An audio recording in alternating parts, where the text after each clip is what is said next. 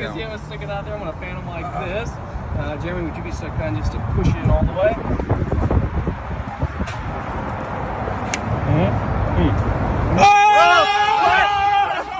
Whoa! Whoa! Who is this guy? Ben Jackson. Ben Jackson.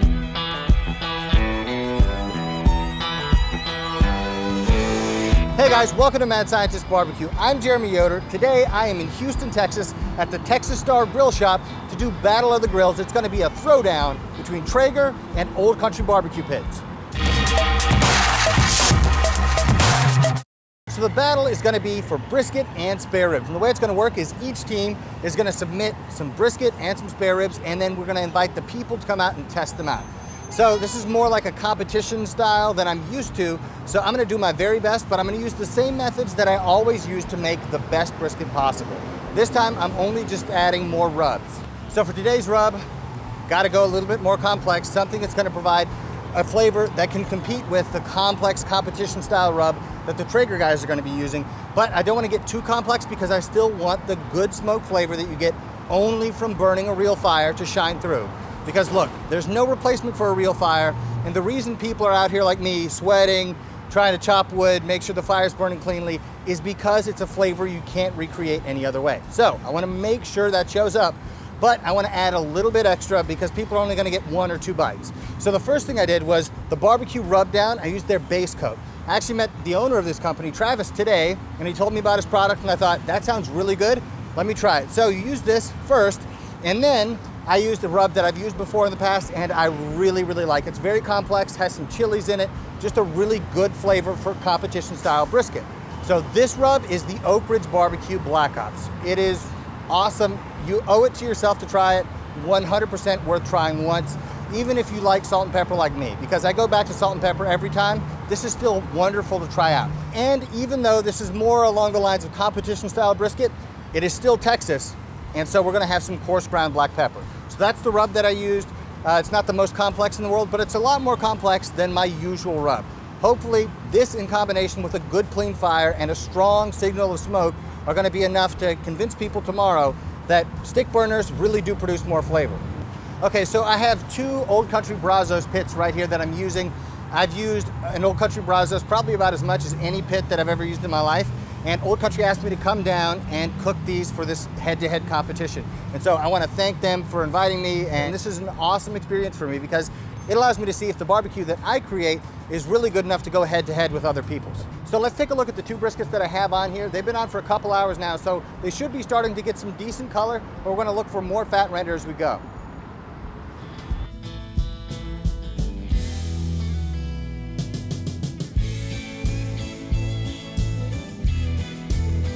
Now, if you've seen my How to Smoke a Brisket video, then you're gonna know exactly how I'm gonna treat these briskets. I'm gonna do everything exactly the same way. Inside the smoker, I have a tray of Wagyu beef tallow that I'm smoking. So when I wrap it, I'm gonna use that. I'm gonna do all of that process. But the real proof in the pudding is gonna be in the eating, and that's gonna happen tomorrow from 1 to 3. We're gonna take these out, we're gonna slice them up after we've given them a long rest, something like 8 to 10 hours. We're gonna see how they look, and then we're gonna see what people have to say.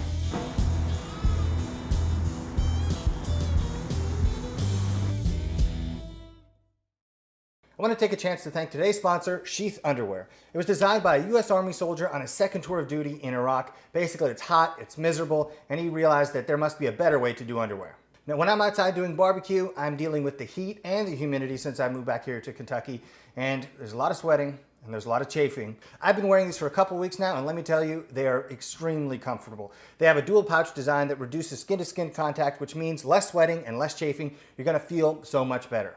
The guy who designed these is the Elon Musk of underwear. He's an absolute genius, and I thank him very, very much. So if you guys are interested in these, you can click on the link below and use the promo code MSBBQ, or go to sheathunderwear.com/MSBBQ to get 20% off. Trust me, your undercarriage is gonna thank you. So that's sheathunderwear.com/MSBBQ, or just click on the link below and use the code MSBBQ to get 20% off. You won't believe how comfortable they are.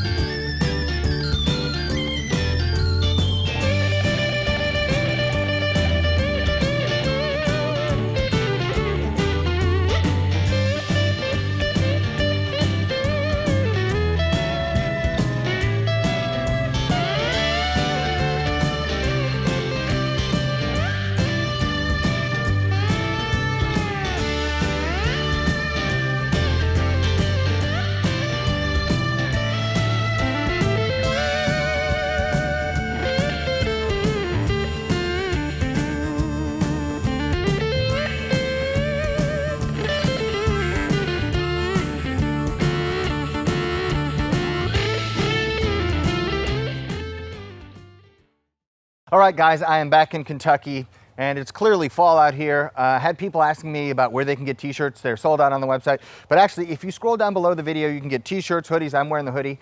It's kind of chilly out here, and this feels really nice. So if you want to support the channel, it's a great way to do it. But let's get down to business. What was the competition like? First of all, I want to say I had a blast. It was great, and a big shout out to Texas Star Grill Shop for hosting this. It was a ton of fun. I got to meet a lot of people, got to talk barbecue. And when people who love to barbecue get together, it's just like a big love fest. Everybody loves cooking meat with fire. So we have this kinship, this camaraderie that you can't really replace by any other means. So if you guys came out, thank you so much. I love getting to meet so many of you because a lot of times it's, communicating through a keyboard and it doesn't have the same effect as actually talking to a person face to face. So thank you to everybody. Also, a big shout out to Rocky who asked me a bunch of questions on Wizio, and I finally got to meet him face to face. So that was really cool. But let's get down to the competition here. So this was not a blind taste test. And so there were the two teams. There was the Traeger team, there was the Old Country team, and things got really hectic while we were actually doing the competition, so we didn't really get to stop and do a lot of explaining or filming.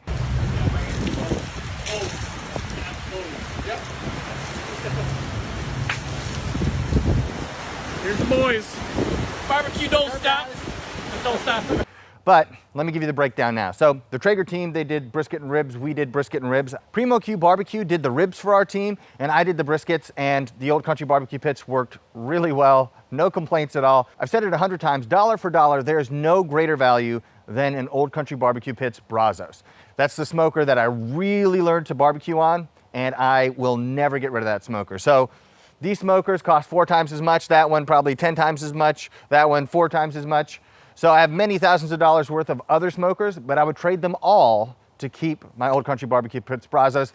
There's so much sentimental value and an attachment that I have to that thing, like you'll never separate me from it. Another cool thing about the process was I was able to use some local rubs because for a competition kind of thing, you can't just use salt and pepper. People are going to be expecting more. If they go taste the other kind of competition style brisket and then they come taste a regular brisket, even if it's a Franklin barbecue brisket, it's not going to have the same amount of salt and MSG and all of the spices. So the palate is going to be kind of washed out from all the stuff that they tried first. For me, I love salt and pepper, but every once in a while, I want to pack in flavor on the outside of that brisket that's not just from the smoke and the salt and the pepper. It is delicious, so give that a shot. As for the competition itself, well, it wasn't a blind taste test. And the other team, they had like a whole posse of people who showed up. So I don't know if that influenced it at all, but we lost. So I will admit we lost. Congratulations to the other team. But really, among all the people who were barbecuing there, it was all love. It was a competition, but it's friendly. You hang out afterward, you talk barbecue, you just enjoy each other's company. And I'm not upset or bitter. I just am glad that I had the opportunity to do it. This loss doesn't mean, though, that I'm in any way willing to concede that pellet grills are as good as offset smokers. If they were, nobody would use an offset smoker because it's a lot more work to maintain a fire for a long time. So you have to ask yourself, why does anybody do it? It's simply because it produces better smoke flavor. And nobody's going to convince me of anything different until I taste it for myself. Now, if you guys want to see me do a real barbecue competition, KCBS style, blind judging, all that stuff, then let me know in the comments below because I want to do that and document the entire process because most of you guys out there probably don't do barbecue competitions. You're in your backyard trying to make the best food you possibly can, but you're not going to waste a bunch of time and money to go to a competition when you have a bunch of other responsibilities to take care of. So if you want to see that, let me know. I want to do that. And if there's interest, I'll do it. And one final note, and the last shout out of this video, I feel like I have 100 of these in this one, but when I was there, I got to chat with a lot of people. One of those people was Ben Jackson. And Ben Jackson is a magician. He told me he's a magician. And I said, what?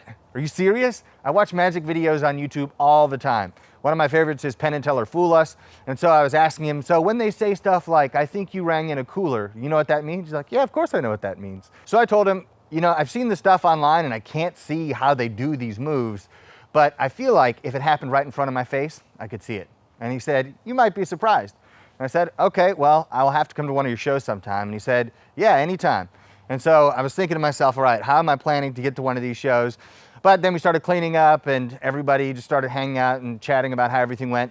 And then sure enough, Ben Jackson shows back up, this time with a deck of cards. And he started doing magic for us.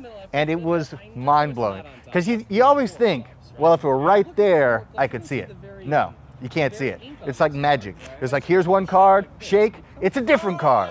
And then Gus from Texas Star Grill Shop was like losing his mind every single time he did a trick. And then one guy called it brujeria, I think, which is black magic or witchcraft or something in Spanish.